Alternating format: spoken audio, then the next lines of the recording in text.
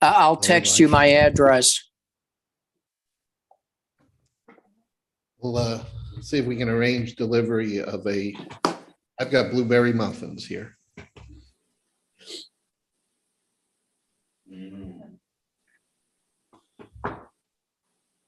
And thank you to Councilmember Edens for the treats.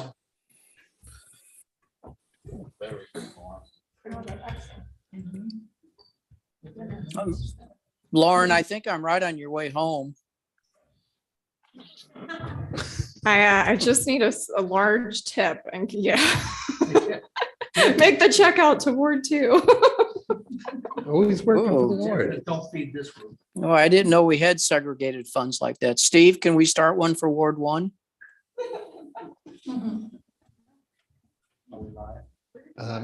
Yeah, we are live right now, so I guess we'll get started here. I'm just pulling up the agenda. And it is our April 12th meeting of Admin Public Works. So we'll get the program started here with the first item on the agenda, which is the roll call. Alrighty. Chair Garitano, Here. Councilmember Bertolino, Here. Councilmember Brost, Here. Councilmember Dodwell, Here. Councilmember Hopper, Here. Councilmember Edens, Here. Councilmember Nyan, Here. Councilmember Rambo, Here. all in attendance. All right, thank you, Carla. So, yeah, just for information, we do have some nice baked treats and goods by Councilmember Edens here. So hopefully everyone's had an opportunity to get one. And for those that are on Zoom, you'll have to arrange for delivery or pickup. So, but thanks again. I think it's really nice to do this, especially since this is our last meeting before committee reassignments take place. So our group may change for the next meeting here. So with that, we'll get started then with the next item of the agenda. Approval of the minutes for March 8th. Is there someone that's going to make a motion for approval? If you could, raise your hand. Councilmember Dodwell, is there a second for approval of the March 8th minutes by Councilmember Nyan? All right, any questions or comments on the minutes? Seeing none, all those in favor of approving the minutes, say aye. Aye. Aye. All right, anyone oppose or abstain? Abstain. All right, we got one abstention, Councilmember Hopper. All right, minutes are approved. Third item on the agenda is public participation. I do not see any attendees on Zoom. That's showing as 0.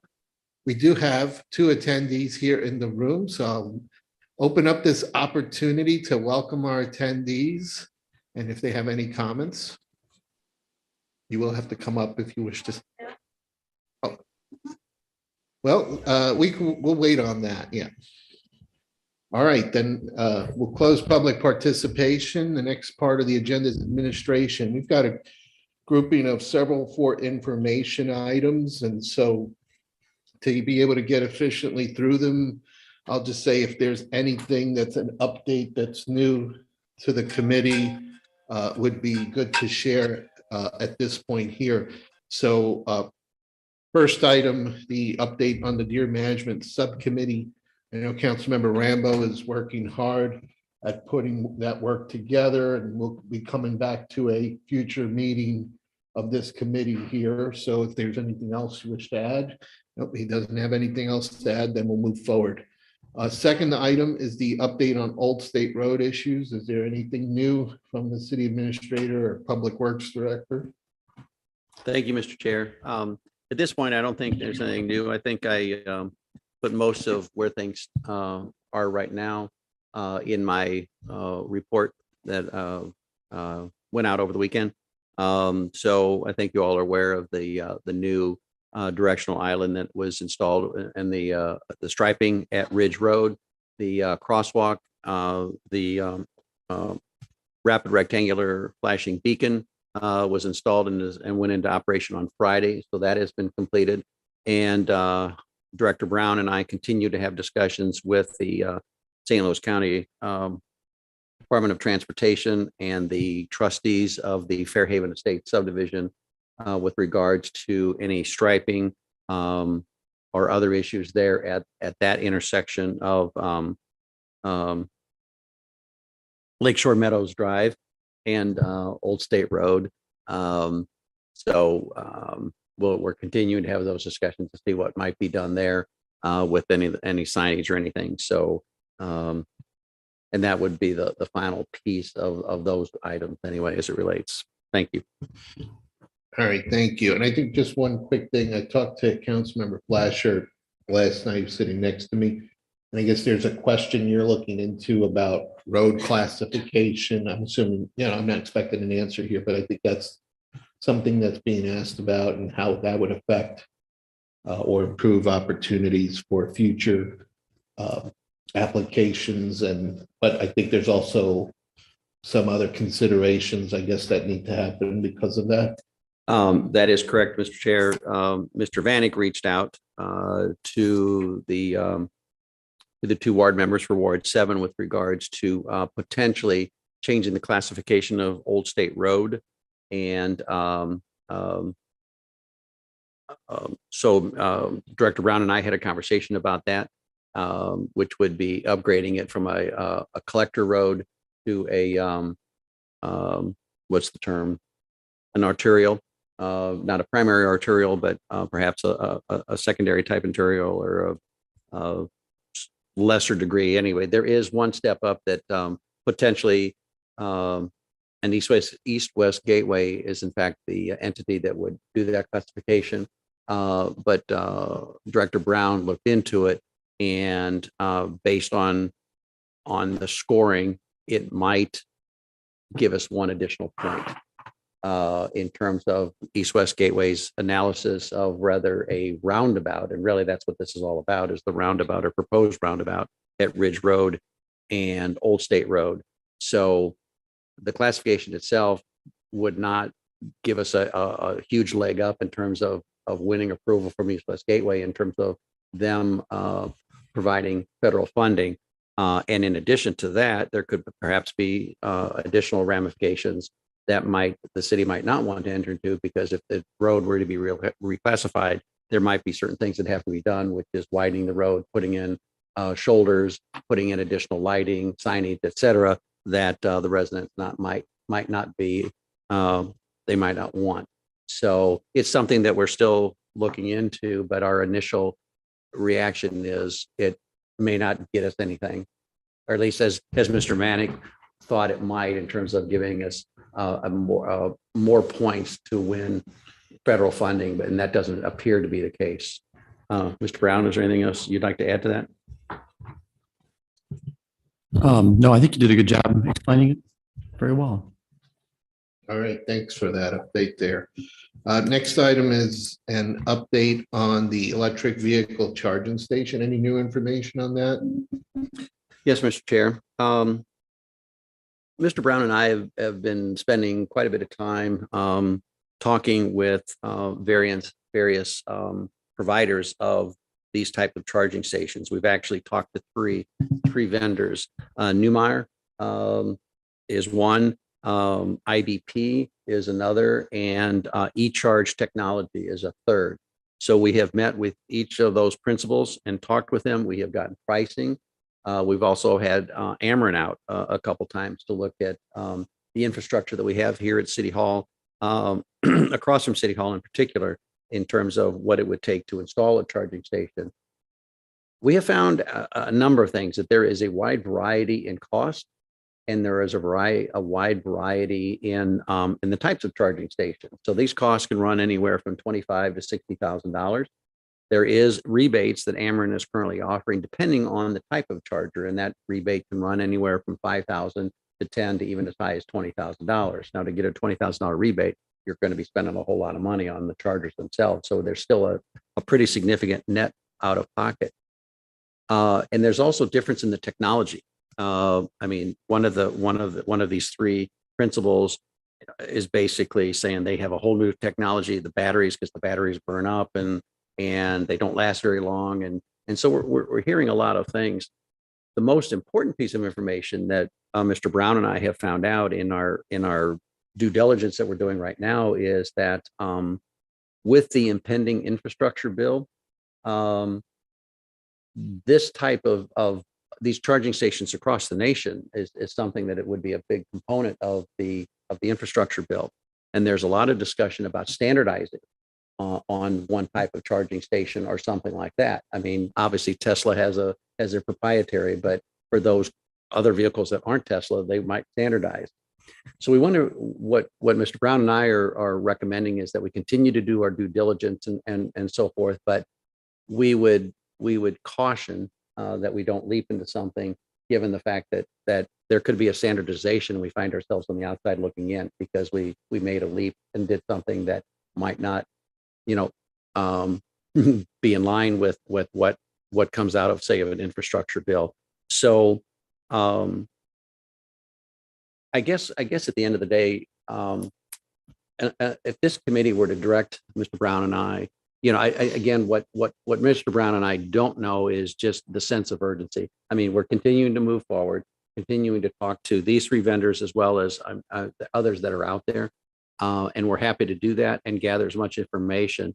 But if there were a desire, let's just say, of this committee that, we wanted to have a charging station here in the city of Wildwood in Town Center by the end of the year, well, then we would do that. We would pick the best one, given the information we have right now, and we would do that. So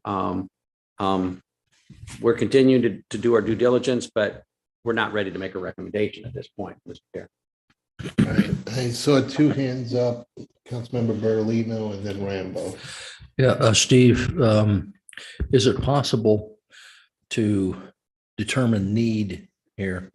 Because I know we first started talking about this, I kind of think we came down to the conclusion that people who are attending the theater and people who are staying at the hotel might be the 2 primary sources of users for this charging station. Did we or can we do any kind of, sort of really off the cuff collection of data from those 2 sources?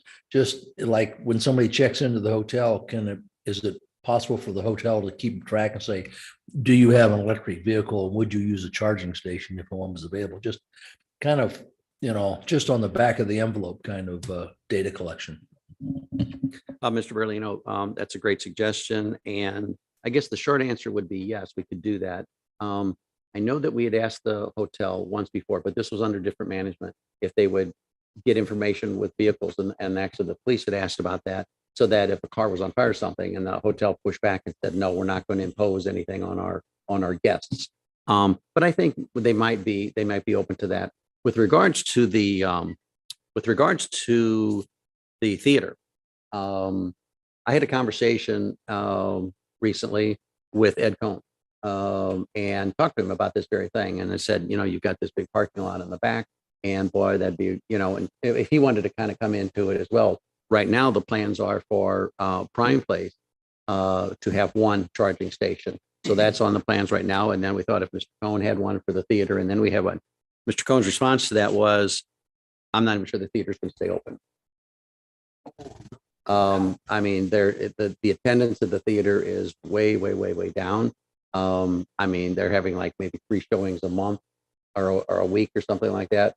So just in general, people are not going to see movies at theaters. And so, so getting information there might be a little bit difficult. But one of the things that Mr. Brown and I have not done, and this would be part of our due diligence, is actually to visit various sites. There's one down in Eureka, down by the Schnooks area down there. And there's others around town that we've not gone that far yet to talk to the people that had it installed, talk to that city and find out what kind of usage they're getting and so forth. But that would be part of our due diligence. So we could do that. We just have not done that at this point. And I would just add, if the timing works out, that might be a question we could add in our resident survey. And with the movie theater, I think we might miss some responses from people who make that decision of where they're going to stay based on where there's a charging station. So we would never know by asking people at the hotel, that, they came here and maybe they took another car, but some people who have an electric vehicle, they'll plan their routes. If they're like traveling through the area, the mapping tells them where these stations are, and then they make that decision. That's actually one of the benefits of the station, is that we could be a spot on that map and people see a hotel in a nice city that they can stay overnight. And so we would be undercounting until we know we put that in there. Councilmember Rambo. Yeah, as you probably recall, I kicked this off. It was partly because of the 30% federal credit that we could have availed ourselves of, back at the time, when we started talking about this. And Ameren's subsidies are quite likely still about what they were. But all that combined with the discounted rate that I was able to find from one particular vendor, the cost was negligible. And it seemed to make a lot of sense to do it for the reasons that you mentioned, Mr. Chair, and others. But mostly Ameren was going to provide free advertising, and it would be a feather in our cap. Wildwood is thinking, doing this forward thinking thing and so forth. But it's absolutely right that the technology hasn't shaken out. Tesla has its own, they've done their own thing. There's Charemo, which is most of the Japanese manufacturers, and then there's the US version, and they don't parlay. And so each charger at the higher level, which is 20 minutes to a half hour for a full charge, it takes one of two types of plugs and neither one of them are compatible with Tesla, although they do have an adapter and you got to carry it in your trunk, and it's just a hassle. And so it makes sense to me now, looking at the idea that you folks haven't decided the best spot for it. There's potentially the garage. Well, we didn't like that. Now it's maybe across the street, maybe down by Walgreens. Backing off and giving y'all a chance to figure out exactly where it's going to go, and give you, Steve, specifically the chance to see what the federal government is going to do in terms of mandates and so forth. Maybe we can get this free, kind of like we did internet, if we drag our feet long enough. And so I am more comfortable, honestly, waiting around, because we're not going to get the fanfare and we're not going to get the federal government credit. So it's going to cost us more money. We might as well kind of wait and see if there's a groundswell of support. But Dave's exactly right. If we can analyze the traffic, the potential traffic, and by the way, figure out how to save the theater, which is another matter that's near and dear to my heart. I think it might be sensible to just, kind of take the time to analyze what's going on. So that's my spiel. Sorry for rambling. Well, to your credit, Dr. Rambo is actually absolutely right. He's the one that brought it to this committee. And it's a great idea. And we definitely, I'm quite sure we'll have a charging station or two here in town center sometime in the near term. But this is an opportunity to do a little bit more due diligence. The Ameren rebates are still there. They have not gone away. So we still can avail of themselves. Right now, they've extended them to the end of this year. And I dare say that they'll probably go beyond that, probably. The cheaper charging stations, one of the things that Mr. Brown and I have learned is that the low price is extremely long charging times. And it's not something that, quite honestly, we would recommend. If we're going to put in a charging station, we would want to do a level 2 or whatever, charging station, which is a rapid charging station. But of course, that carries a higher price tag. But those are ones that can top off 80% within a 20-minute period of time, and those kinds of things.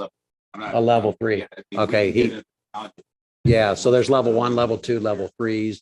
So we've looked at level 2s and 3s, but they get a little bit higher in price. We are not subject to the county. You've all seen on the news where the county was requiring business owners to, anytime you open up a new business in St. Louis County on a carpet, you had to put in a charging station. Well, the person who introduced that bill at St. Louis County has backed off because that was this huge groundswell. So. Well, they amended it to where they don't have to have it. There's still a bill of some sort. They didn't take it away, but when that bill came out in its initial form, I mean, there were people that were being told they had to spend $20,000 or something to put in a charging station when they themselves didn't even drive a charging or an electric vehicle. But Mr. Rambo's point is well taken. And that literally the approach that we were taking is that let's wait and see. There is going to be significant amount of money coming through this infrastructure bill, at least it appears so, this would be part of that umbrella called infrastructure. So we were just we are posing or recommending slowing it down a little bit, and let's kind of see how it shakes out. Rick, do you want to add anything? I can't think of anything, no. Yeah, real quickly, the technology, just in a nutshell, plug it into the wall. That's level one. Plug it into a 220 volt outlet with no additional electronics. That's level two, and it takes a couple of hours to get a meaningful charge. Level three takes some sophisticated electronics that interact with the vehicle itself and charge it in 20 minutes. Those are the costly ones, and so we could easily roll out level two in the garage if we find out that the theater patrons or the hotel patrons or whatever would like charging, because of course 2 hours is a meaningful charge at virtually no cost to us other than some cabling. And we know that we have tons of Ameren capacity on the transformer that feeds the garage. And so we're back to the garage, could do it on the roof if people are concerned with it being enclosed or, just whatever. So there's a potential there to do something at very low cost if it's going to be 2 or 3 years before we get any federal funds for a level 3 charger. So just want to throw that out. Thanks. Appreciate that. Councilmember Dodwell. Tacking on to what Mr. Rambo said, I think there is some advantage to the city if we've got Eureka, who people think is a small town country area for most of the county. I think we'd be remiss, at least in not somehow collaborating with current purveyors around the area and the city, so that we can provide something that's a little bit different, that could help draw people into downtown here. We've got a major issue with traffic here in downtown, a major one.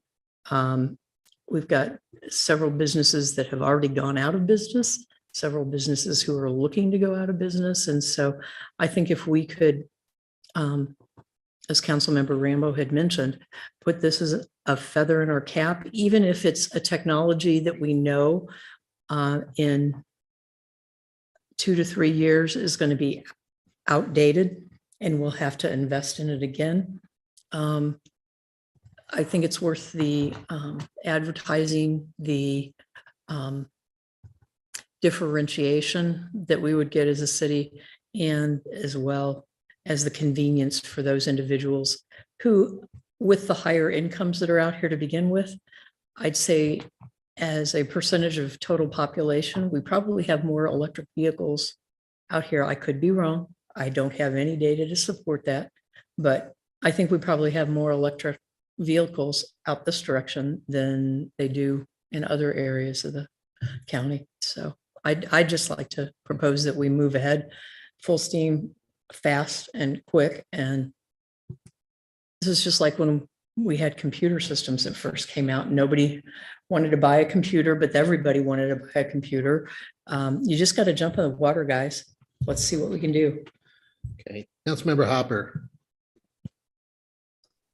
Yeah, thank you. I kind of really am gonna get on the kind of the same thought that Councilmember Dodwell had. I agree. I don't think we want to go in and probably investing the type of money that it would take for the level 3 type systems when there's no real idea yet on how those are actually going to shake out. I know there's a little bit of hesitancy to put that kind of investment in, but if we can look at some of those level 2 systems that can give you a decent charge in a couple hours, I mean, realistically, that's sort of the point of what we want them for anyway, is that we'd want people to come and plug their car in and charge it and spend a couple hours and have dinner or see a movie or just spend some time around in town center to kind of drive that type of traffic. Again, like Councilman Rodwell said, it's anything right now that we could get that could help drive interest into our downtown area and support those businesses that are really struggling, because we do have a traffic issue. And there's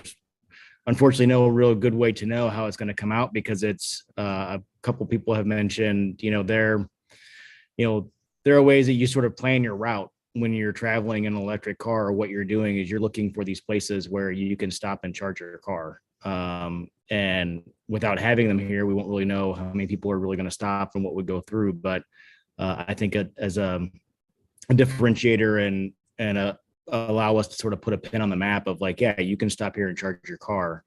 I would say I would be remiss to say that we would want to delay too terribly long on at least providing a few options for that, to be able to allow some charging stations and be able to get on the map for that. So just my thought. All right, thank you. I think we have plenty of discussion on that to provide Steve and Rick with thoughts about this topic. Next item on the agenda. Oh, sorry. What are our next steps? What are our next steps since you've had some recommendations from some of the members of this committee that we move forward a little bit more quickly, even though we understand what Mr. Cross has stated? Well, I would defer that to Mr. Cross and Mr. Brown based on what they've heard tonight. I mean, it's an information item, so we wouldn't be able to take action as a committee. So I think they got the sentiment of the group, and my thinking is you probably now know that this is still a priority. We want to try to get something going for this year, and the council, or at least the committee's opinion, is that, we would be willing to see something go out there that could, be used by folks, even if it means that there could be changes down the line in the technology. What Mr. Brown and I will do based on the comments made tonight is we will do several things. We will nail down pricing. Right now, for a level 2 charger, based on the pricing we have now after rebate, would be about $20,000 to the city for a level 2 charger. So that's just kind of roundabout. We'll verify that. Again, we have 3 vendors here, and they range from $9,000 on the low end for a level 2 charger up to the Cadillac, which is somewhere in the $40,000 range, but mid range would be about 20. But we'll nail that down. We will meet with those folks a second time. We were quite impressed with their presentation, honestly. So we'll continue that. We will also talk with others, the folks that put the charging station down in Eureka. There's a couple down in Chesterfield in the Valley. So we'll go that next step and actually start doing some more due diligence. And then we'll plan to come back to this committee then in May with some more definitive numbers, because ultimately then this would end up going to council. If the recommendation comes from here, we can give you timing. We'll talk to the folks in terms of when it could be installed. We will give you some suggestions. What we have been looking at, the folks that we've been talking to, with the information that was coming to us, was that it would be better if we put it across from City Hall. There's a transformer box there. There would be a little bit of work, as opposed to, and there were some reasons not to put it in the garage, at least based on those folks. But we'll come back and we can give you the pros and cons in terms of potential locations here versus down, because we don't think we have the power infrastructure further down Main Street, unless Rick has something else to say about that. But bottom line is, that would be my recommendation, is that we come back in May with more detailed information and timelines and so forth and cost. Let me, since Councilmember Dodwell, I'll let you do, if it looks like you have a follow-up, and then we'll go to Councilmember Rambo. Just 2 quick questions. Number 1, would it be beneficial to have the particular vendors that you identify participate in a discussion at the next meeting, so that everybody's a little bit more educated? Or should we be able to depend on Dr. Rambo to be able to gun out the technology, I guess, or Would you be interested if we did get either? I some don't know if it educational would be of any information on benefit to that? the committee or not. I just am asking. From the committee, is there an opinion about that? Would you like to see if we can get someone that knows this technology and tell us how it works? And I would say it's half physics and half electrical engineering, and I have a doctorate in each one. I know. So, Maybe you could give us. you know, it would Just- be, You wanna- you know, I'm happy to answer those kinds of questions. Mhm. The only thing that I was going to throw on now was that, part of the cost of the level 2 chargers, is, if you want to charge the person for the power rather than give it. Well, that was going to be my second question. Are we charging for these refills or are we not? I think the committee and the council would need to decide because, you know, if there's a cost to the electric, Mhm. then we need to budget for it. Or Yeah. do we charge what the cost is Mhm. and so forth? So, And when we ask that question of the vendors, it's all over the board. Some do, some don't, some subsidize it, some don't. So, but we can come back with some recommendations. We know what it would cost and what others charge for those that do charge.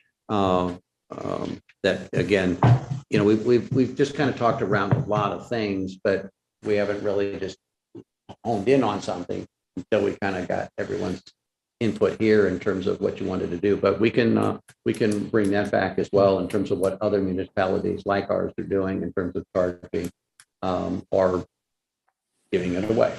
And then, of course, then that leads to how you charge, okay, and credit cards and you know, there's a lot of logistics Mhm. either way, either doing it free or charging a user of that charging station. so I think, and I'm wondering if you all are thinking the same thing.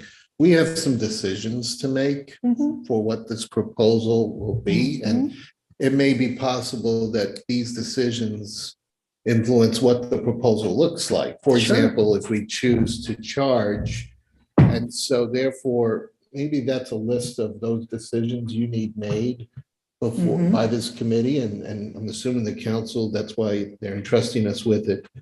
Present us with those decisions. Now, we may need to get a little bit educated on those decisions, like as far as cost and, you know, how does that technology work? Is it a card? Can you use your phone or et cetera? And then once we do that, then that probably means you need to go and refine that proposal. And then we will make the final decision to move forward, knowing what that final cost is. Is that what you're thinking? Well, if we're going to take something to council and Yeah. if we're going to suggest something to the public and advertise it, I think we have to have our business plan in order. I'm just going to call it a business plan, guys. Yeah. Because we will be promoting a new technology in the city of Wildwood and we want it to be used, but we also want to have some way to recoup some of the costs of that. Even if it's not the full cost, I don't mind us running some experiments with some of the technology and providing services for our residents. But I'm just concerned that if we don't put our foot in the water and start trying to do baby swims, that it's going to come rolling at us faster than we anticipate. All right. Well, Mr. Rambo, do you have anything else? No, I think what Katie said is that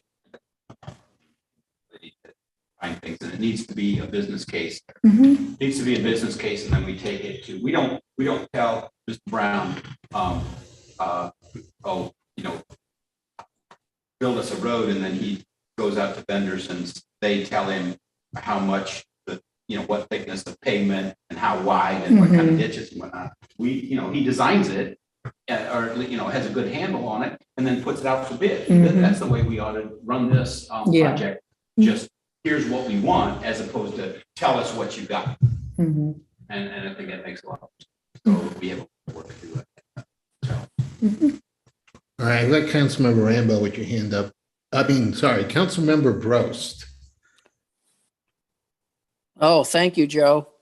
Yeah, when Steve first started talking, I was saying, well, maybe we should slow down, but I do think this is a situation where we get our feet wet and we look forward to making some mistakes. It's not a lot of money.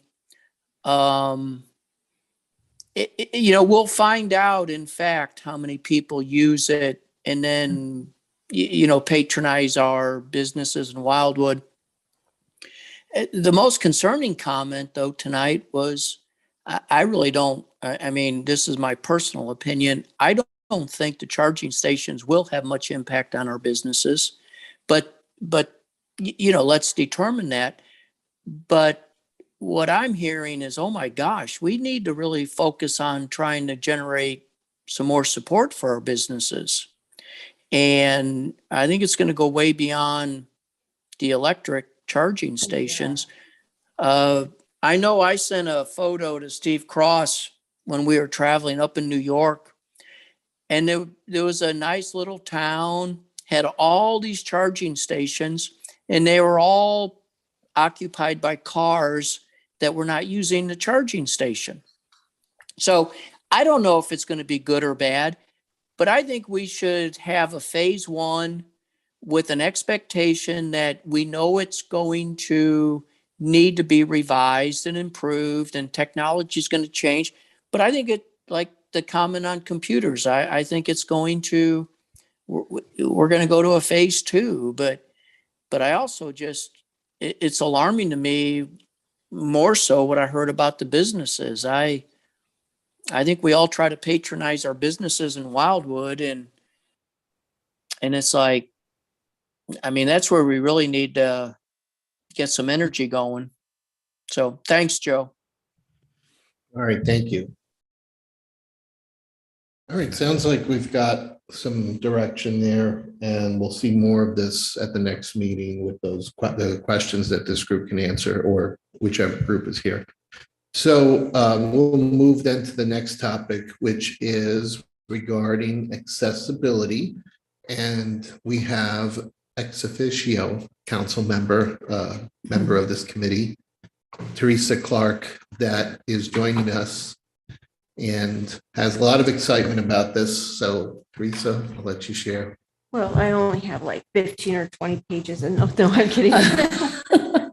No, the United States 2020 census came out in 2021. We all know that. And it showed that 3.9% of the people in Wildwood under the age of 64 or 65 are disabled. That's younger than me. That 3.9%, that means 1,381 people under the age of 65. How many people do you see out that are disabled?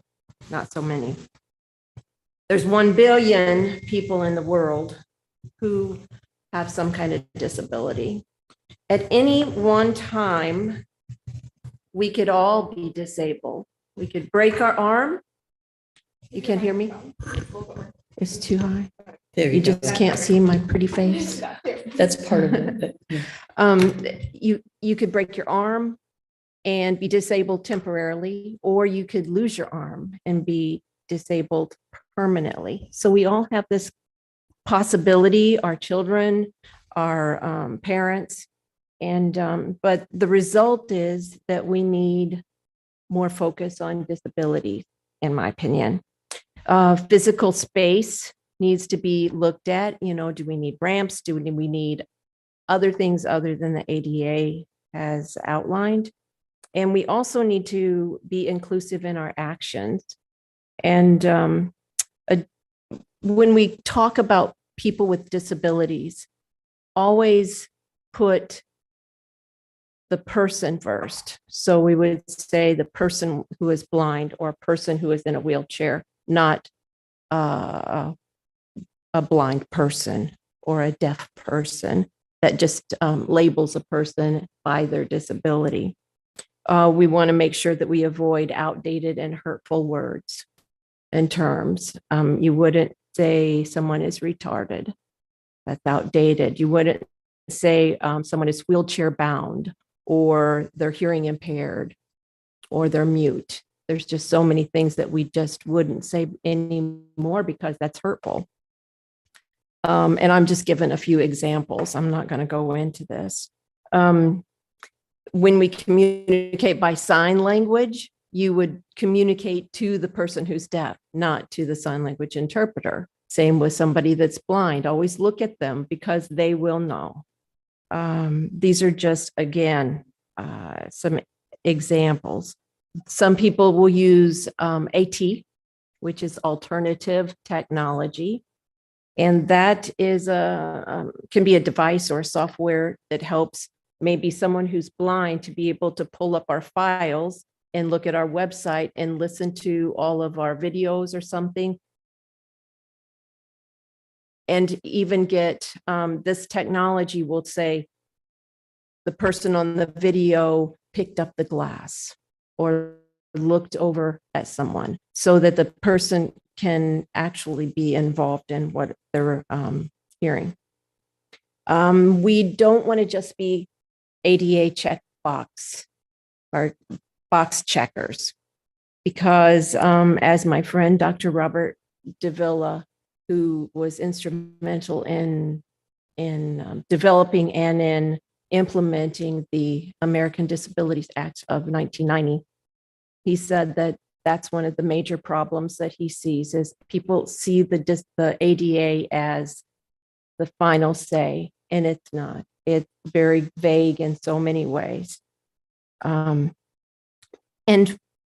I did discuss this with the city staff a bit, and we came up with a short task list of things that need to be done, but we really don't have a good action plan, like a PDCA that we need to follow so that we can find out, are we actually helping the people that are disabled in the town? Respectfully, we need to gather information from persons with disabilities, not just from us, because we don't know what they're going through. Maybe we can collect it from peer-reviewed articles that we see in journals. Developing an accessibility action plan will help us meet the needs of our community and make the residents feel more included, which they don't. Last Tuesday, I stood outside at the college almost all day speaking with people, and there were quite a few people coming to vote that were disabled, some in wheelchairs, some with walkers. There were some that had Down syndrome. And I talked to every one of them that came through there, and I asked them personal questions about what is it that you need that we aren't meeting. And one said, here's some quotes that I wrote down. He said, look around, you don't see many of us in wheelchairs in Wildwood. Another one said, you put us in the back of it at events and you have your parties on the grass. Another said, I'm a spectacle. Another said, we are not an ADA box to check. But if you remember, I brought this up before about the porta pot that was put up at the Music on Main, and we put it on the grass. And of course, the staff, people that don't have a wheelchair don't think about that ground was soft. And the man that with a wheelchair there, he pointed it out to me that he's like, I can't use that because I can't get to it. And so those are the things that I'm talking about, the basic things about implementing these ADA checklists. Some compliments I got though, so those we need to take and hold on to also. They said that the sidewalk connections that we're making make it so nice to be able to go out and have walks through the neighborhoods and not just have to go a little ways and come back home. The pedestrian walkways, the streetscape was a big thing. They loved that because they can go all the way down Main Street and be a part of the community.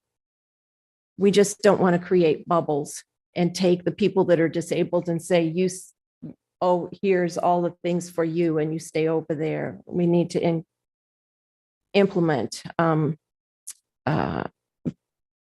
projects or plans so that we can integrate together.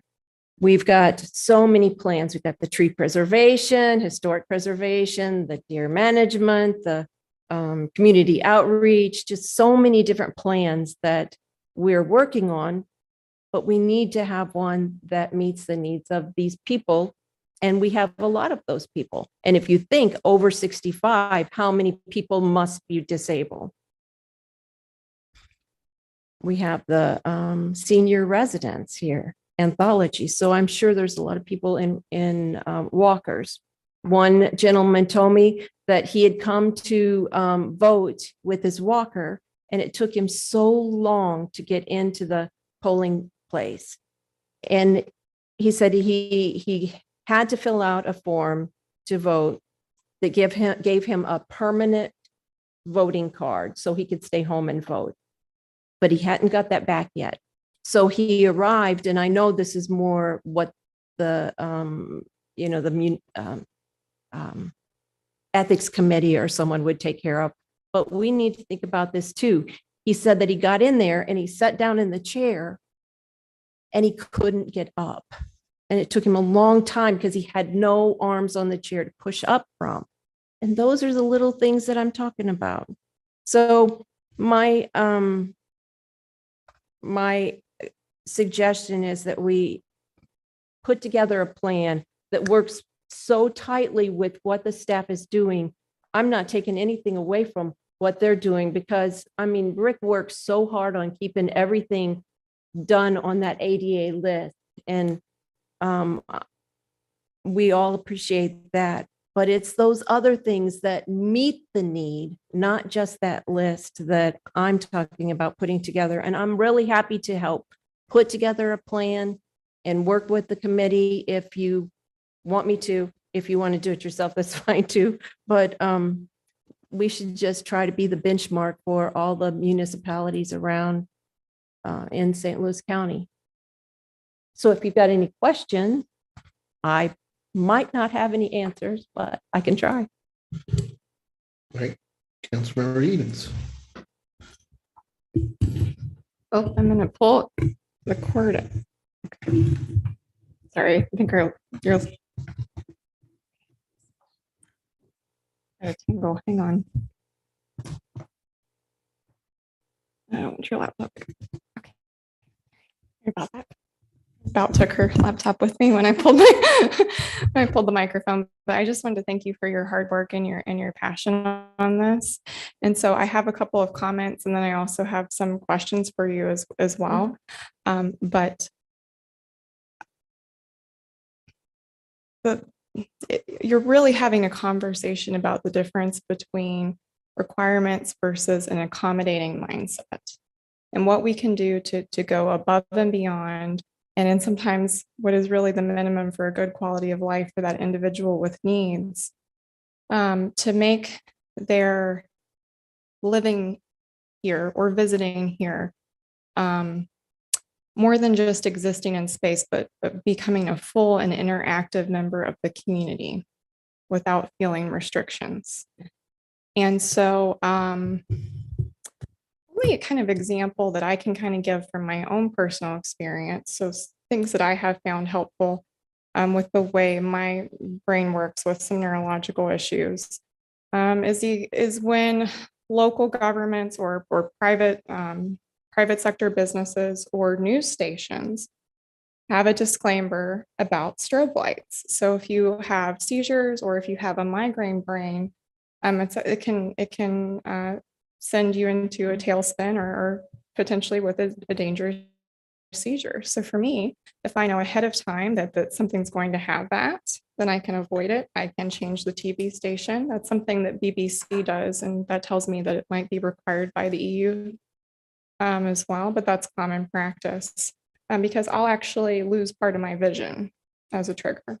And so that's pretty dangerous for me. So I know with smaller issues how much I appreciate either being communicated with about what the situation's going to look like so I can make a different decision, or so I can request a change and perhaps say, hey, I really appreciate that this outside concert doesn't have strobe lights. Thank you for doing that. Which all the ones I've been to at the city don't have that. And I really appreciate that. That allows me to participate fully because otherwise I couldn't participate. That's not something people would necessarily guess by looking at me because disability doesn't always have a look to it. And so when we have these discussions, we need to have discussions about not just people that visibly look disabled, but people that are not.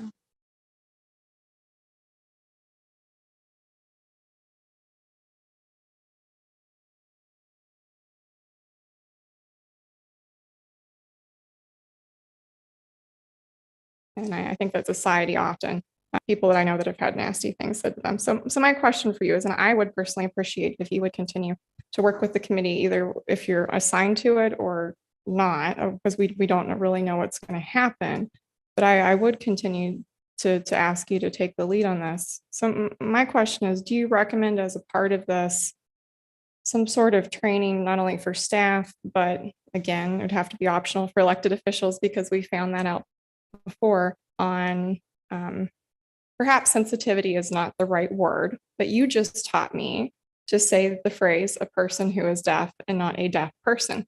I did not know that until 5 minutes ago. That tells me I have a lot of work to do and I need to learn more. So what do you recommend as the best way for me to learn?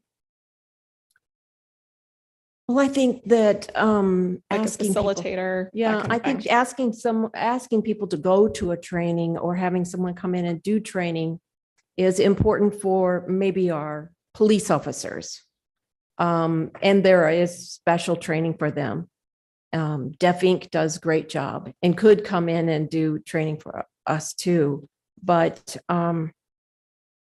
if we put together this plan together, all of us, and ask the disabled people how to put it together and what needs to be in it, I think that's going to train us all.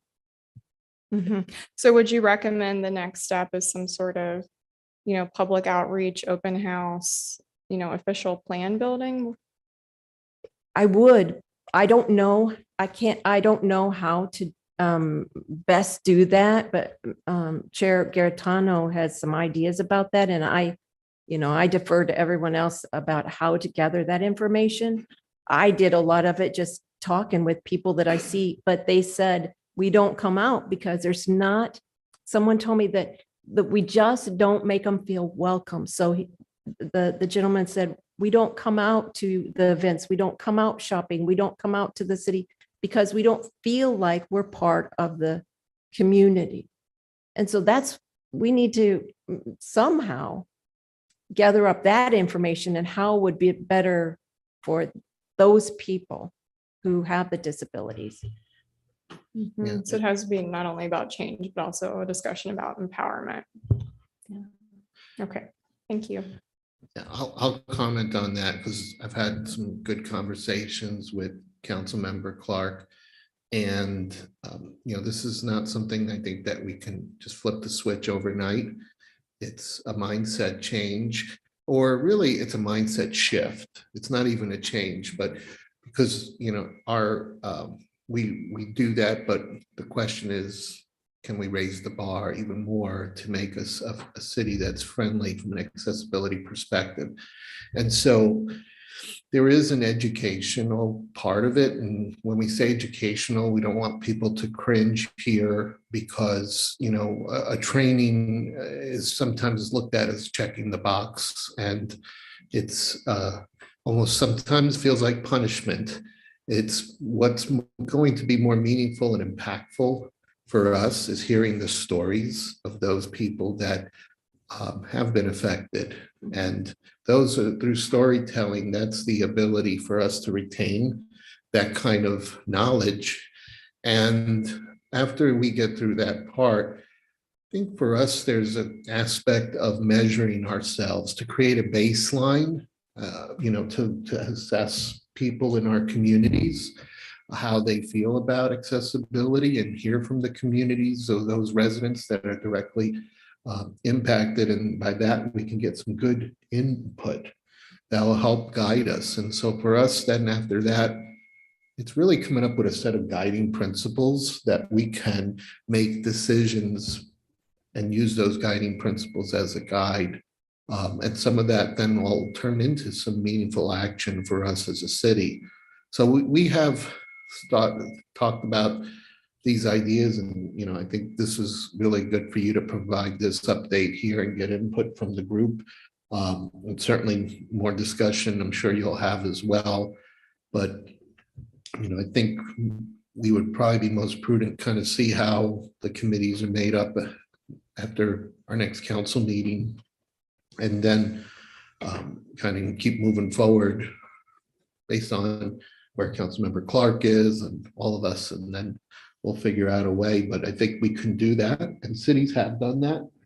Now, some cities here in Missouri, they've done, but there's been a formal program for, like, for example, there's a classification to become an autism-friendly city.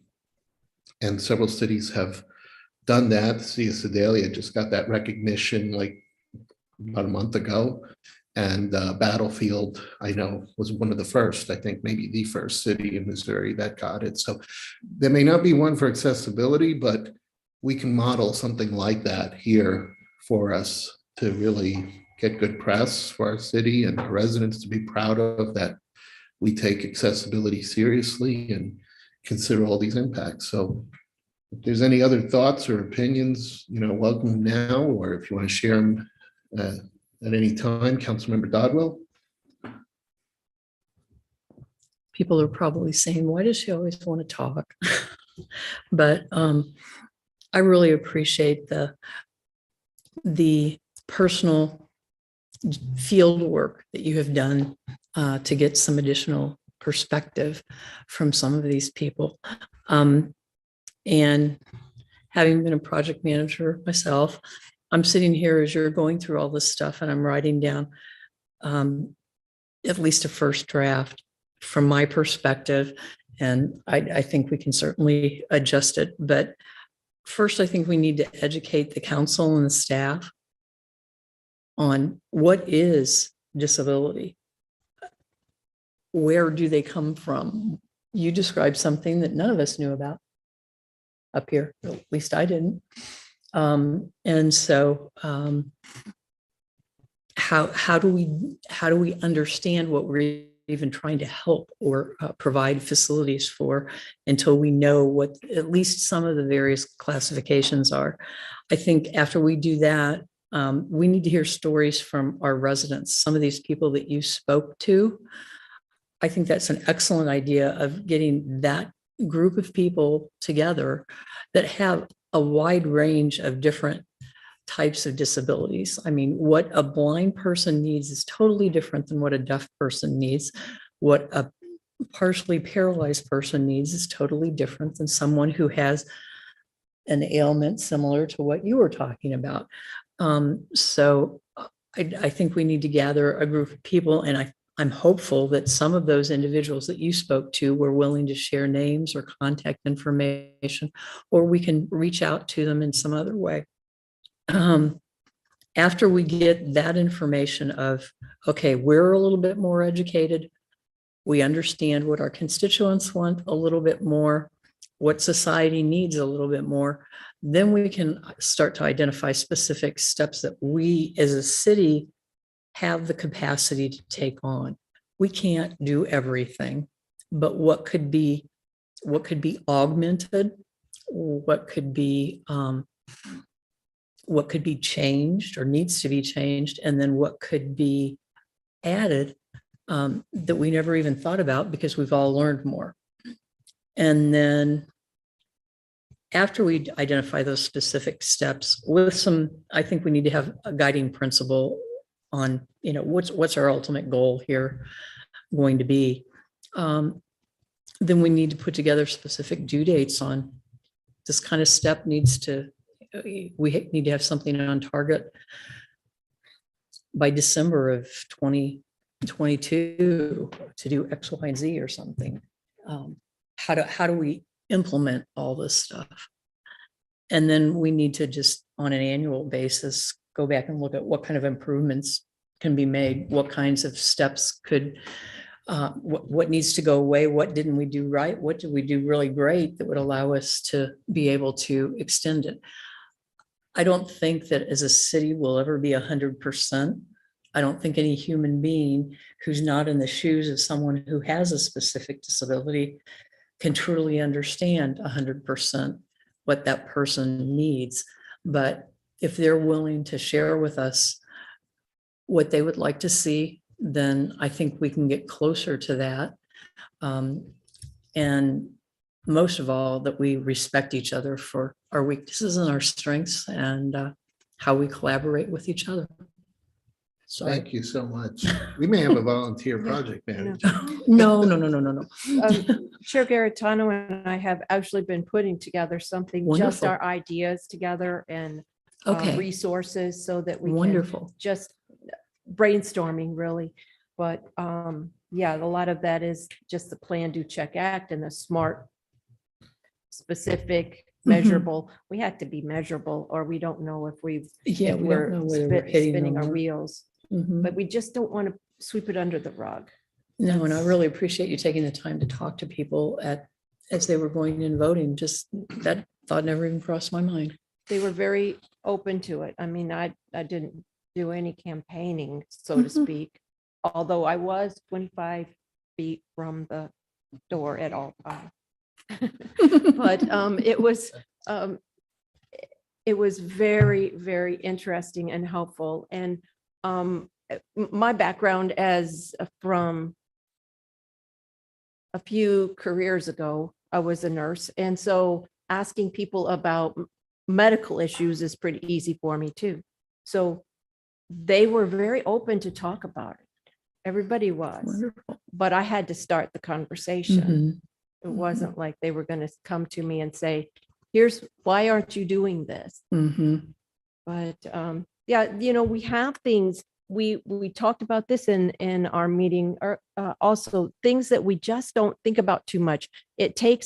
We have the requirement for somebody that's disabled and needs accessible, some accessibility in say this meeting, to let the city know 48 hours before the meeting. However, we've got 24 hours before the meeting that we can change that agenda. So what if something goes on the agenda that person wanted to be at or needed to be at the public comment, but now they can't? And I was told that, we probably would make accommodations, but it's been a few years, but I made a request at one time for my son who's deaf and was told that I didn't let them know within 48 hours. It was different people here at that time, but it happens. So if we follow the rules, we're not being fair by just our logistics and how we've got it set up. So, and we don't even think about that, if you don't put those two things together, unless you're disabled, you probably won't even think about that. That's why.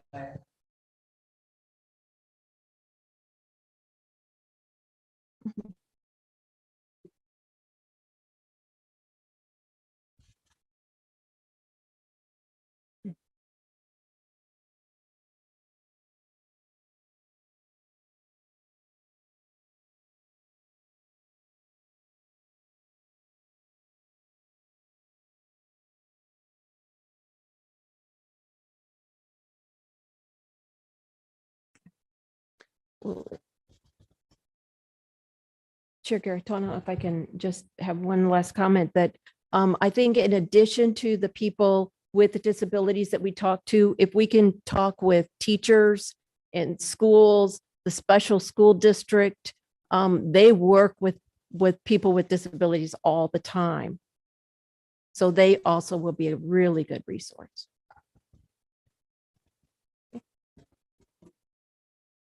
Okay, sorry. Am I Well, going to thank get you. docked pay or something? We really appreciate it. So there's more work ahead, but it's really great to have Councilmember Clark uh, doing this for us here. So next item on the agenda under for information is the review of IT systems regarding ransomware and other threats. And there are two documents that were provided in advance of tonight's meeting. So City Administrator Cross, do you want to share any updates regarding that and any other information you'd like to highlight?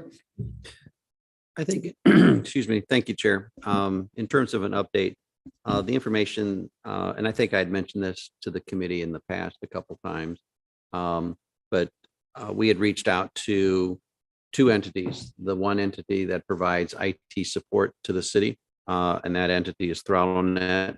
The second entity is Civic Plus, and they are the ones that host and maintain our city website.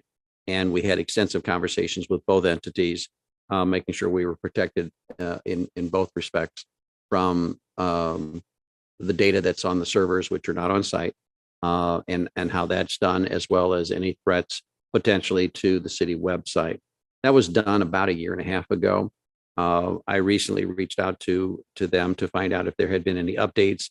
Things change in that world, and they change quickly. So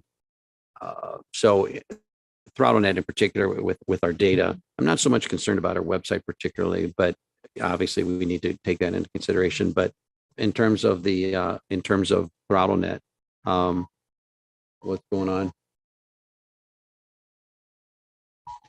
Re-review. Okay. They did not have any updates or any additional means of protection other than what they're currently providing right now, which they reiterated that the city's data is protected in many ways. I will say, but I'm going to choose my words carefully because we are in a public setting. I want to get some third-party verification of certain things, and different vendors look at things a little bit differently. So I'm exploring some options, and I'm just going to leave it at that for right now. Thank you for that update there. And is there any question or comment, Councilmember Edens? Okay, I have some questions. And if you think that it's a closed session question, just say closed session. Okay.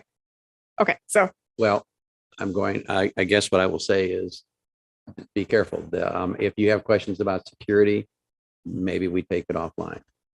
okay, it's mostly about security, but I guess, can I ask if we have cybersecurity insurance? I'd have to check into that. I don't know off the top of my head. We do have through MOPR, and we do have coverage, and through Daniel and Henry, we have cybersecurity coverage, and that has been verified. You said fiber.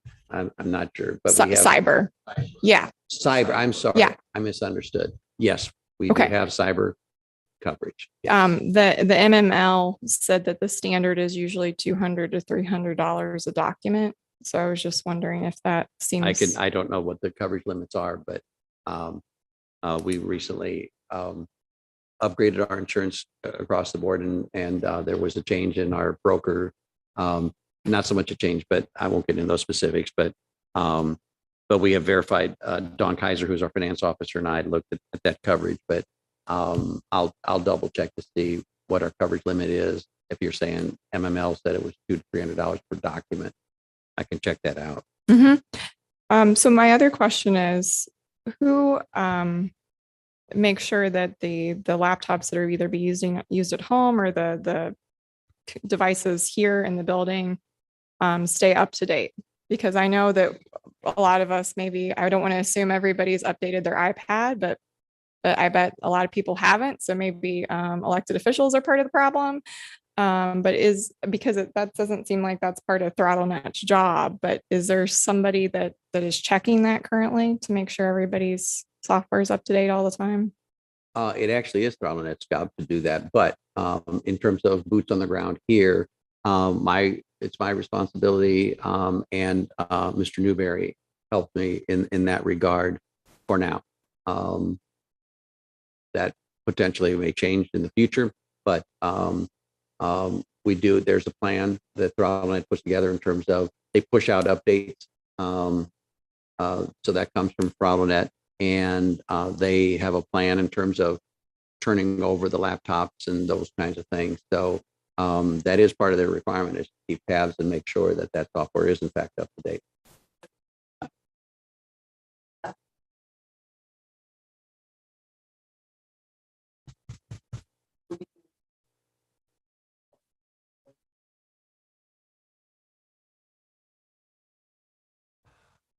Well, if I could answer that.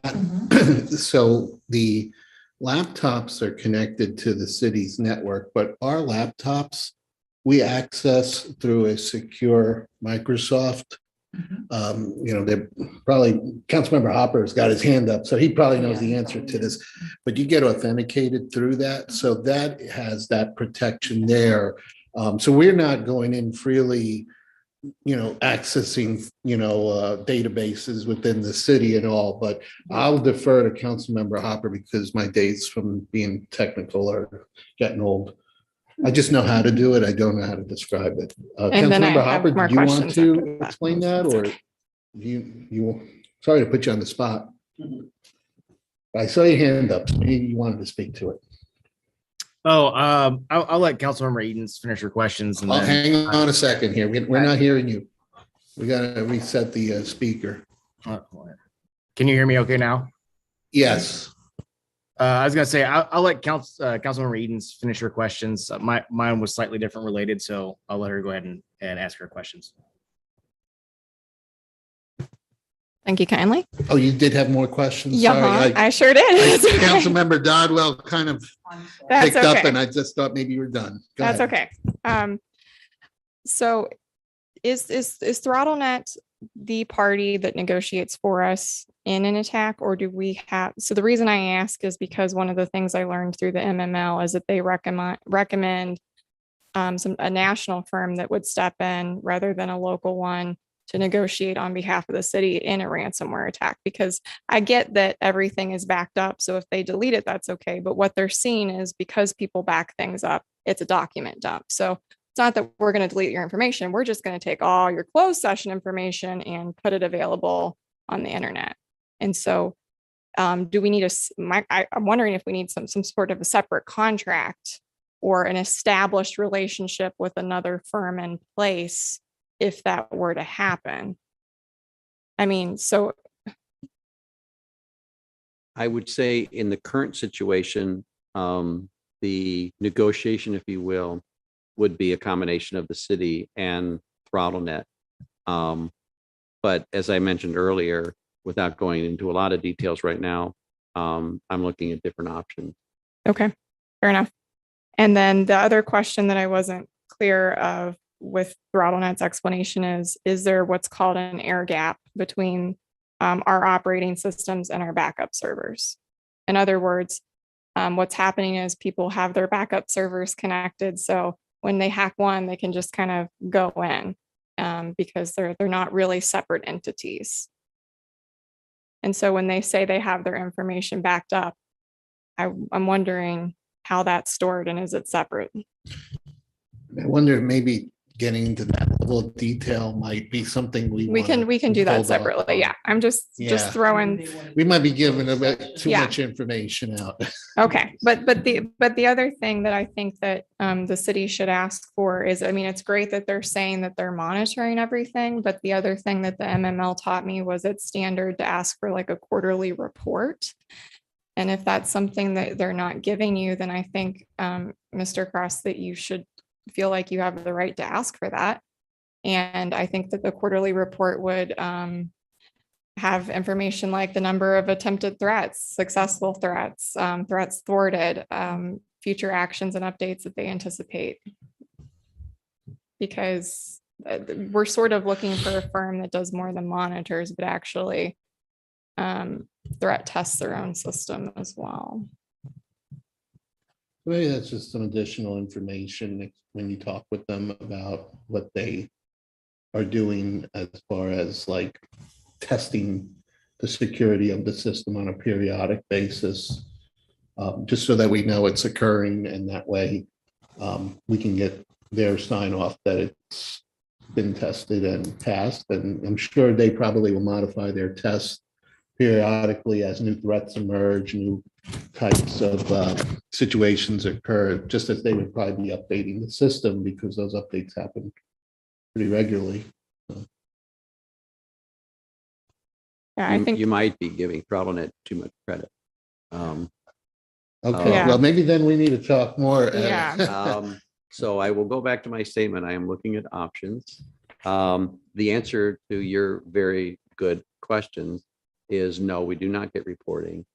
A lot of things are not happening the way they should okay, with our third-party vendor. So can we kind of leave it at that? we for can now? leave it at, absolutely, we can put a pin in it.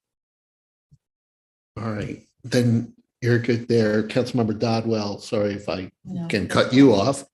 All right, and then I have Councilmember Hopper on Zoom with the hand up. Councilmember Hopper, can you hear us? Oh, I can't. I'm sorry. I thought you said Councilmember Dodwell had a question. I missed that. So, I kind of understood from before. I think Steve had mentioned that he was exploring options. So I don't have as many detailed questions as anyone else. But one of the key things on this that I did notice, one of them, yeah, I definitely agree that I didn't see anything where they talked about they were giving us any type of monthly or quarterly reporting, which I agree is pretty standard anymore and definitely necessary for us to kind of get an idea on how they're doing. But the other thing that I noticed on here, it was a little confusing actually, because in one place they talk about that they do security awareness training, but then it also had it listed as another available service that would cost more. So I was a little confused by that on if they provided it as part of what we were already paying them, or if they were going to would charge more for that. I just know, especially with ransomware being such a highly used attack strategy, being able to train users and particularly doing not only training, but phishing exercises and things that would help people recognize when something malicious would come in is pretty invaluable. And I didn't know if that was something that ThrottleNet was providing or if that would be extra. And if it, either way, I would just say it would be a highly recommended item that we would want to implement if we don't already. Steve? Councilmember Hopper, excellent points. They are not providing that kind of training, so and I saw that same disconnect. I would interpret that to be at an extra cost. Most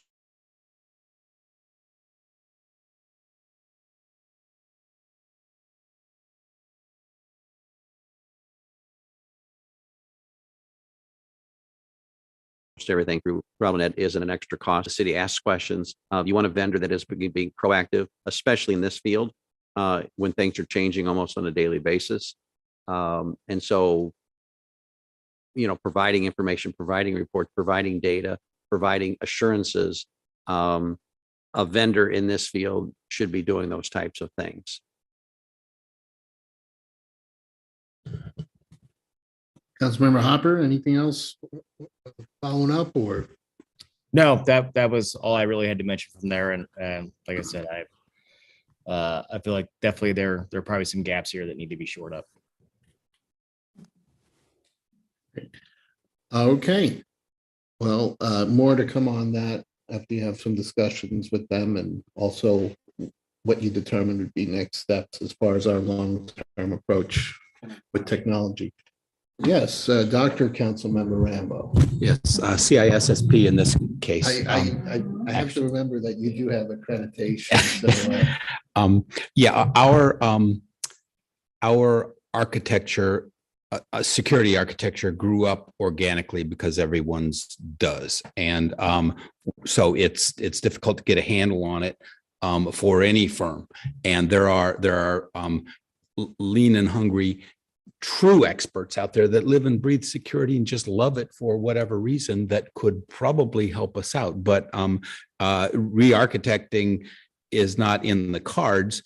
I don't think penetration testing and vulnerability testing and some of the things that Nathan was talking about are are in the cards either because they're quite expensive. It really, it's costly, and you get utility from it. But my main point was going to be that throttle nets probably not the guys, because we had a problem a few months ago, an incident, and their solution that they came back with was multi-factor authentication, I think, which never was intended to address the problem that we actually had. And Nathan's shaking his head yes, because we may have spoken about it, may not have, but they're just not security experts. They may be great at the PCs and laptops and stuff, but I think we can do better. And so I encourage you to try to do what you can, but it's costly. It's kind of like the engineering adage, good, fast, and cheap, pick any two. Well, in this case, you might only be able to pick one, and it's going to be, pricey, and it's going to take a while, but at least it'll be effective. So I just be prepared for that added expense. That's it. All right, thank you. Well, with that, then we can move on to the next part of our agenda. So we have several public works for action items, none under for information. The first for action item are the contractor bids for the 2022 concrete street replacement project. Rick, I'm assuming that's you. Yes. I know y'all been waiting for this.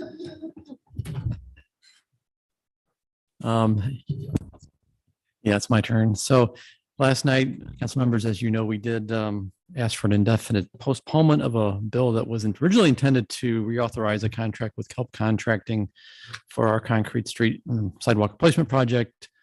After Mr. Kelp was unable to move forward with us, I guess as soon as he notified us that he was unable to move forward with the original 4.4% increase, we put an advertisement together as a backup. And when he's told us he could not do the project, we went forward with the bid opening, and we did that for our annual project for not too long ago. And so tonight I wanted to present those bids to you for our project. We do have in the budget $850,000 for street replacement, for concrete street replacement, another $150,000 for sidewalk and trail maintenance, for about $1 million total between the two. The bid opening was on March 24th, and we only had 2 bidders, unfortunately. It's been a very odd season for bidding projects. That's not what we found to be anything much different than other cities have experienced this spring. Not a lot of folks bidding projects, apparently a lot of volatility in prices, which are keeping people on the sidelines. And that's in large part why Tom didn't move forward, initially at least. So the low bidder, we only had the 2 bidders. The low bidder was M&H Construction or Concrete. Their bid was over $1 million, $1,135,450. The second bidders was Pavement Solutions. They were $1,221,000. So they're above our budgeted amount, of course. So if we move forward, we will refine the quantity of work that is to be done for this year so that they are in line with our budget amounts. But we are recommending moving forward with a contract with M&H Concrete Contractors for the 2022 project. The total cost would be about $910,000, essentially a $900,000 project, less we're estimating $25,000 for materials testing, which we'll talk about a little bit later tonight. So the recommendation is to move forward with a contract with M&H Concrete. And if there is a approval of that recommendation, we'll prepare a bill for the full council's consideration and available for any questions that you may have. Okay, is there anyone that would like to make a motion on the recommendation? Councilmember Edens, and then I did see Councilmember Rambo with the second. Oh, you have a question? All right, so let's get the motion. These are motions, right? Yeah. Motion. Yeah, motion is Okay, recommended so for. Carla, you've got that down. So now we can go to any questions. Councilmember Nyan. Rick, I just had a question, and this might just be for sidewalk replacement, but the sidewalk repairs that have been occurring, they're great. I mean, I love the way they just they look good. There was not a lot of mess involved. They moved quickly through the subdivisions. I mean, and I know it was a new technology from what I understand, the way they did it. And so this might just be replacement. Is there any just repair included in this? And if so, is it going to be the same kind? So that, I appreciate hearing that feedback because that's what we want to hear. That was a new contractor we've not worked for. They have a proprietary technology which provides a much smoother finish to the final product. I have a proposal from them that I received a short while ago. I was hoping to present it to you tonight, frankly, to do more of that kind of work. But I'll have to wait until next meeting, I think, at this point, because I literally just got it yesterday. But we'd like to do more of that. So that is not included in this recommendation, but it would hopefully be a subsequent recommendation, and it would likely come out of the sidewalk replacement budget. All right, seeing no other questions there, with the motion on the floor, all those in favor of the motion, say aye. Aye. Aye. Anyone? Okay, we have ayes from our council members Brost and Hopper as well. Anyone opposed or abstain? All right, the motion passes. Second item on the agenda, contractor bids for treatment of ash trees. Rick, I'm going to pick you for that one. You would pick right. That's correct. So this is another topic that you're very familiar with, hopefully, because we have discussed it pretty much every year for a few years now. As you probably recall, a couple of years ago, we did have Davie Resource Group help us put together a plan to address our ash tree problem with the impacts of the emerald ash borer. And so based on that plan a couple of years ago, they identified, after inventorying all of our ash trees, about 394 trees they felt were suitable for treatment. And essentially, we did that work in 2020 and 2021 based on approvals that we received in those years. So we treated 199 trees in 2020 for about 25,000. And then in 2021, we treated 116 trees for about 12,000, I believe. In 2021, we did not hit our mark because the infestation level was high enough that a lot of the trees that we anticipated treating, we just did not follow through with. So that's why we only did the 116 in 2021. So now we're back 2 years into it.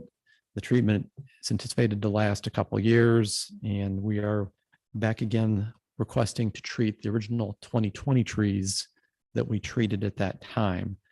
So we have talked to, we've done a couple of things. DRG went out and re-inspected all the trees that were originally treated in 2020, and they found 10 of them that they felt were not still candidates for retreatment, but they nonetheless are recommending that we go forward and retreat 189 of those 199 trees from 2020.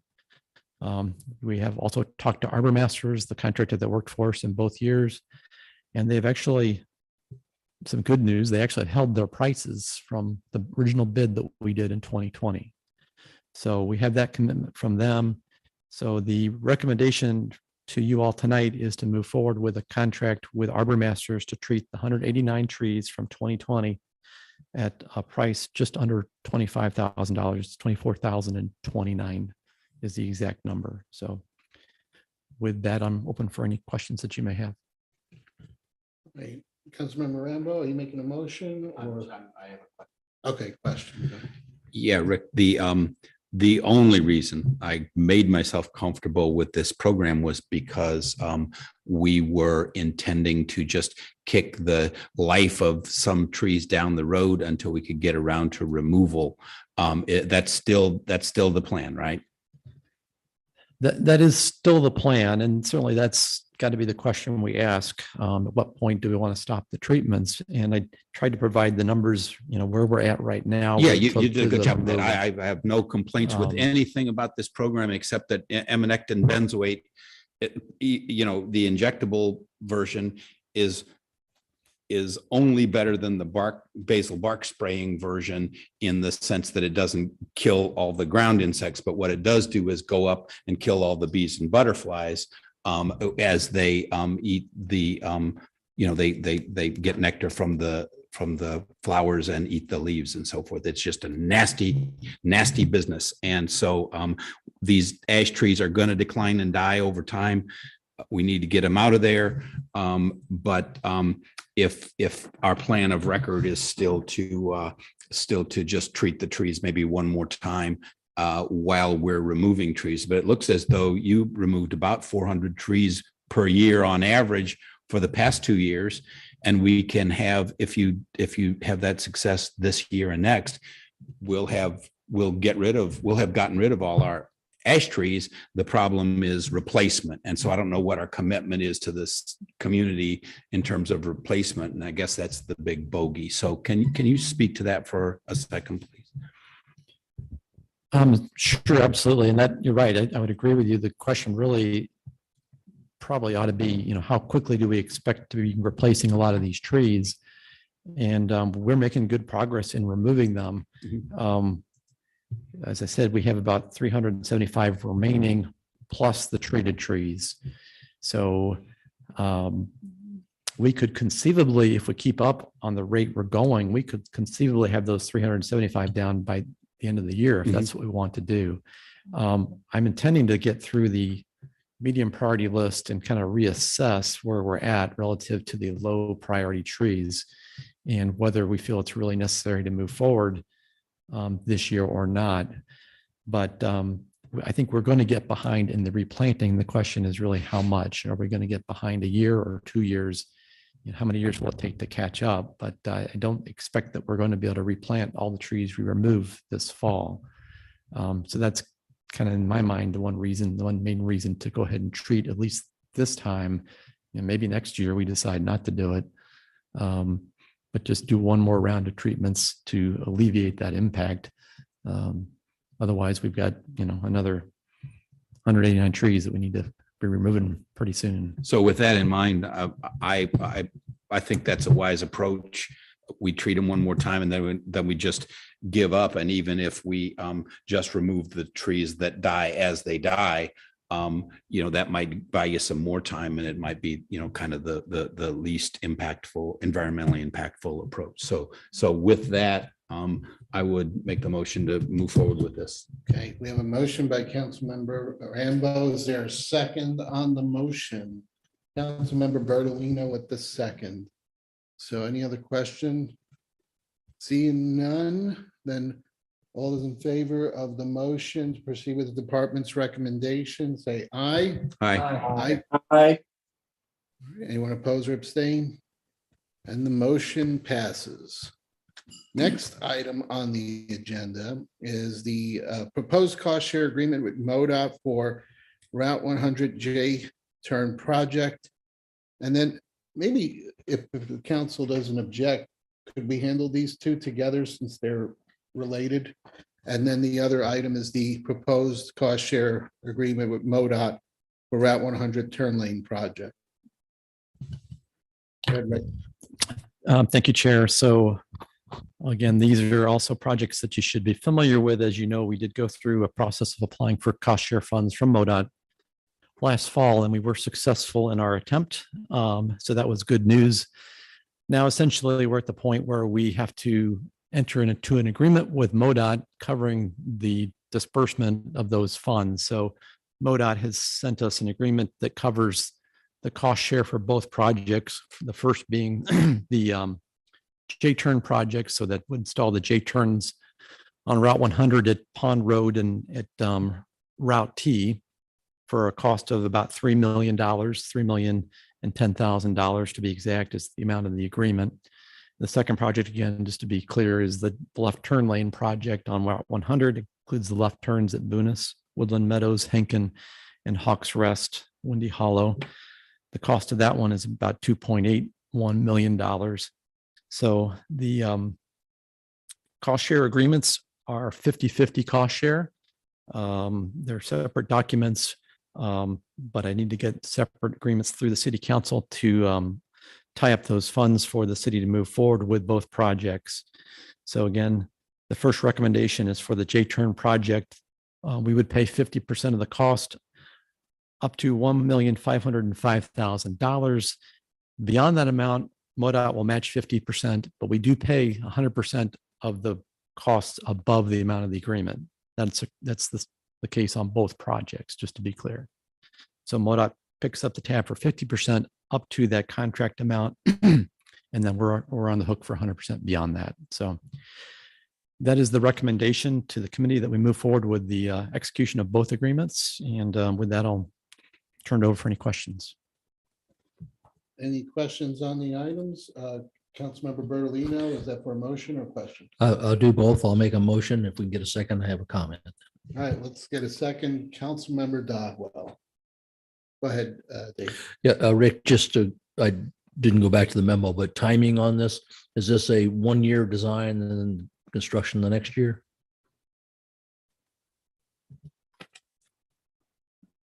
Councilmember Berlino, I forget without double checking myself the exact construction year. But both these projects, I will say, we intend to start the design this year and like to be in a position where we could build the projects next year. I want to say that construction is 2024 for both of them. But I would like to see if we can get in a position that the designs are done and that we could expedite the construction if we can get that approved through MoDOT. Councilmember Rambo, you have a question? Yeah, just real quickly. The mayor famously stated that the Highway 100 is one of the worst stretches of road in the whole state. And so this is significant work. Is there any possibility that MoDOT is going to, loose the purse strings and maybe repave the whole thing or resurface the whole thing? Or is there any economy of scale or whatever? Or have we even looked at that? Or is it just a stupid question? Councilmember, no, it's certainly not a stupid question. I'm optimistic that that is going to occur. I know that Ryan Piercy was looking at that very thing. We haven't, to my knowledge, received any information that they've committed to a project to resurface Route 100 just yet. We have invited him to our meeting on May, the council meeting in May. So if he doesn't say it, that it's planned, we can certainly hit him up and make a pitch at that time. But, we are looking at this federal infrastructure bill coming forward, and I'm optimistic there's going to be some money available. We just have to make our pitch for those projects and hopefully we can get some money. Yeah. All right, Councilmember Berlino. Yeah, my only comment there, Rob, is that we've it's been a real struggle to get this far with these projects. I mean, it was really a 2-year battle with getting turned down, and finally getting the money for this. I'd hate to stretch us again and have MoDOT say, yeah, you're right. We really need to do this whole road, and then put it on the shelf again. Let's get the turns done. And I got a feeling if construction folks are going to have to be driving that road every day for a year putting this construction, they're going to say this road really needs to be replaced. So I think it'll get there, but I don't know, push it. Snarl traffic in all these little places when they can just come through. That's the original pavement. It's about 40 years old. Right, Rick? Mhm. Well, was it 80s or 70s? Somewhere in there. They took my grandparents' house by eminent domain in 1970. Yeah, that's it. Yeah, it's 50 years. All right, so with that, we have a motion on the floor. Just to clarify, because we want to cover both items. So the motion is for the department's recommendation pertaining to the J turns and the turn lane, those two projects that are listed here on the agenda. All right, see no other questions. All those in favor of the motion, say aye. Aye. Anyone opposed? No, anyone opposed or abstain? None? All right, the motion passes. Last item is the consultant proposal for materials testing. Rick? all right. I saved the best for last. So council members, every year we are needing to utilize the skills of a consulting engineering firm to help us with materials testing on capital improvement projects. We do this primarily for our concrete street replacement project because we require our firm to test the concrete on those projects. And usually what they're doing is testing the strength of the concrete and the consistency of the mix when it's placed in the field. But we also use the firm or a firm for other testing on other projects, but by and large, it's usually concrete testing. Sometimes there's other compaction testing or density testing for soils as well that becomes necessary. So we don't have that capability or the laboratory or the equipment in-house, so we hire a consultant to do that work. The work is completed on an as-called basis. It depends on the project that we have going at the time. And since 2018, we have typically selected a firm for a 2-year agreement, so basically a 2-year term. So this year for 2022, we are recommending utilizing Cochrane Incorporated for material testing on our capital improvement projects. I did provide you some of the information relative to Cochrane. We have worked with them for a number of years now, and they have done our materials testing for our capital projects for a few years, and we're very happy with the work that they provide and the responsiveness that they provide to us. So that is the recommendation. The work is done, as I said, on an on-call basis.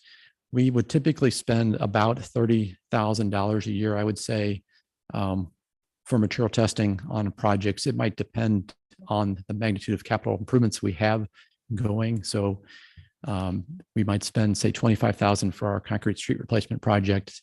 And then if we have a big project beyond that, such as a Manchester Road streetscape project, that could certainly tack on another, say, $20,000. But for this year, for 2022, I'd expect it to be around $25,000 and following with another, say, 25 to 30 next year as well. So that is the recommendation to you. Again, I'll be available for any questions that you might have at this time. Any questions or comments? Seeing that, then the department's recommendation, Councilmember Dodwell, Councilmember Gross, was that your hand up? Or you looking at? Oh, I thought he was. I don't think my hand's up. Oh, all right. Just thought we saw that. So anyone wish to make a second? Councilmember Bertolino with the second. Any other questions or comments? Seeing none, all those in favor say aye. Aye. Aye. All right, anyone opposed or abstain? The motion passes. All right, then that brings us to topics for inclusion on future agendas. The only comment I'll make here, this is just in regards to Councilmember Edens yesterday brought up about the sidewalk. So I did speak with our city administrator about that. And you want to speak to that? Okay, go ahead. Thank you, Mr. Chair. Councilmember Edens had mentioned last evening and reminded us about a topic we discussed. Actually, this was back in December of 2021 with regard to lighting up some of the crosswalks on Strecker Road. And when we were putting together the topics for future agendas, that somehow got left off and had not been brought to our attention until most recently. So I looked into that today to find out where things stand. The situation is this, that there is the Strecker Road project, which, as you all know, is on hold because of various reasons. Included in the cost of that entire project is the lighting up, if you will, using rapid rectangular flashing beacons. There's 3 crosswalks that we would do that to. There's one at Carriage Crossing subdivision, one at Timber Ridge, and the third one was roughly at the east end of the Marquardt property. Mr. Brown and I talked today. We could, and this was discussed, this was under miscellaneous back at the December 2021 meeting. But what was discussed at that time was that we could encumber the money. We could roll that into the 2022 budget if it was the wish of this committee, and then subsequently the wish of the council. Monies could be pulled out of that project and allocated to 2 of the 3 crosswalks. The one at the Marquardt property, we would not be able to do, but the one at Carriage Crossing and the one at Timber Ridge, we could in fact do that. the total cost of those two crosswalks would be about $50,000 to do that. And that is to do the engineering and the installation of those two crosswalks, about $25,000 each.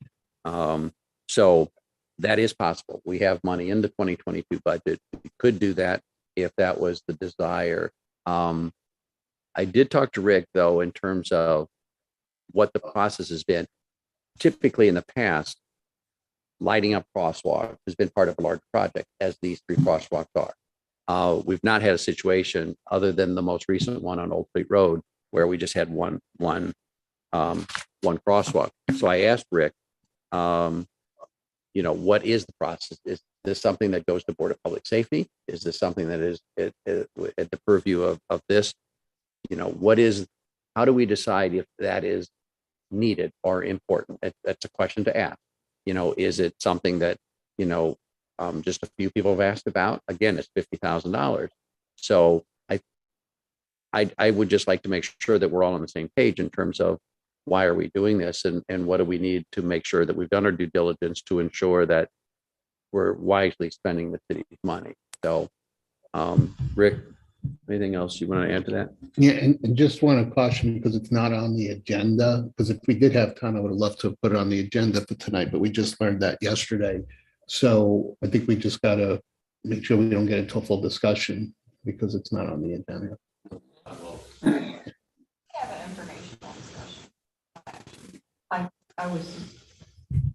I was just going to request that it goes on to the next meeting's discussion.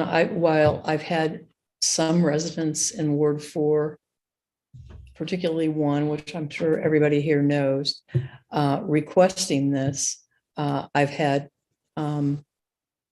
probably more requesting not to have them due to concerns for annoying lights flashing near their homes, or what they consider annoying lights. And also there are ways to possibly just move where the crosswalks are, because there's sections, at least outside of Timber Ridge Estates, that have sidewalks on both sides. And so would that perhaps alleviate the need to have the flashing lights if we just put up the paint on the sidewalk and said, here's a crosswalk with a sign in the ground? Several of the residents from Timber Ridge Estates are currently using that kind of mechanism and are very happy without having the flashing lights sitting outside of their home. And I mean, in fairly close proximity to their backyard. Granted, they don't have a lot of space on some of those properties, but I think there's some balancing we can do there.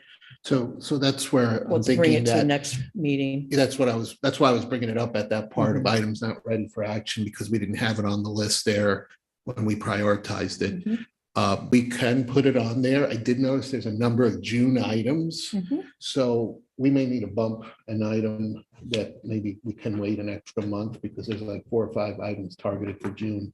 So we'll Well, put it as- on the as next we said, when we agenda. put that together, they were suggested dates, remember? that's it. Because it was You were brought the up one that- making. them. But yeah, Well, I but- could sense we but- could get into a discussion because I know there's folks here for it, folks against it, and that's exactly that's the debate. That's But what we to want Ms. to have. Godwell's credit, though, she said, are we being overly aggressive here or, trying to cram too much? So- Which I very much appreciated that comment. So I'm going to use that to say, so these are suggested dates in terms of when we're going to address some of these issues. So, but again, it sounds like this is a higher priority. And so Ms. Brown We'll and I put it can on get the together agenda. and Yeah, that's it. So so is this something that is on the agenda for next, for the the next. May one? Gotcha. Yes. Okay. Okay. It's- Yes, thank you for addressing this and for providing specific information. And I'm not debating what's coming up. I just want to give you a little bit more background. Don and I are having residents approach us that are not the usual suspects that are very frustrated because what they're seeing are safety improvements done in segments in other areas. And they have been on the list longer and for quite some time. And so for reasons which I really hope they understand, and some do and some don't, we cannot do the full project right now.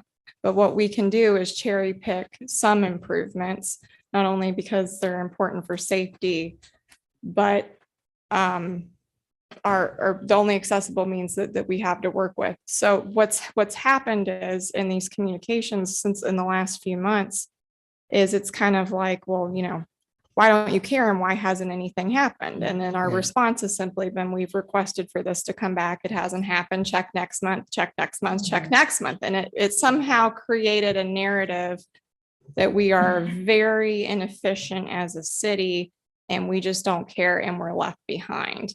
And that is, and it's how can you care about Ward 7 crosswalks more than you care about Ward 2? And it's not the case that we don't care about our wards. So it's really important that this comes back, you know, as soon as possible, because you know,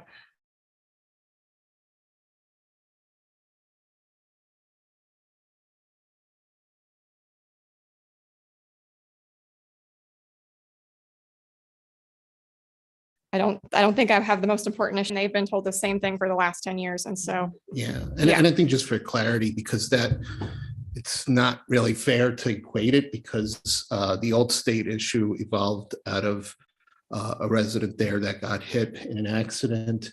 And that was got media attention. Mr. Vanek and others have formed a group called Old State Residents for a Safer Road or something like that. And they've been lobbying at the state level for funds and also at the county council. And so, yeah, I'm not even in those meetings. I think that was Ward 7 folks that were included in those discussions. But, you know, as I got a similar question too, because I have residents have been asking for a flashing signal on the kind of the west side of Manchester Road by 109. Those folks don't have really a crosswalk there that's safe. And there's a lot of fast moving traffic there, but as I explained, the county provided the materials and, you know, the city just provided the construction of that, but otherwise we'd be going through the same process. So I think it's good to just know the background of that because it's not the same. So with that, then we'll put it on the next agenda. And then under miscellaneous, I just want to say thanks for this great group that we have here. Great to have everyone together. And I did want to recognize our student, Emma Clark, who's back there, that's been sitting in several of our meetings here. And did want to welcome you up if you have any things that you've shared or, you know, we'll get you to speak some point. So other than that, the next meeting will be May 3rd. And can we get a motion to adjourn? Oh, yep, sure.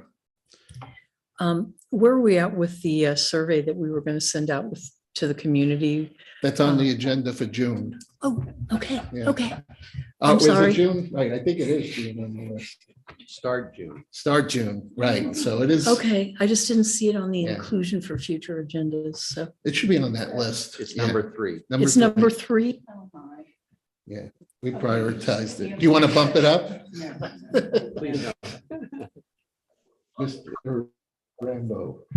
Yeah, Councilmember Brost and myself coordinated outfits, and I'm disappointed that no one else did that. So maybe we can. Oh, okay. Yeah, well, then that maybe it's my fault. Or That's it's why the I chair's got part. you confused before. I called Councilmember Brost Rambo before. Yeah, just another You old, guys, another old bald head guy with a Poor Mr. Wildwood shirt on. All right, motion for adjourned by Councilmember Bertolino. Is there a second? By Councilmember Rambo. All those in favor, say aye. Aye. Abstain. All right, motion adjourned.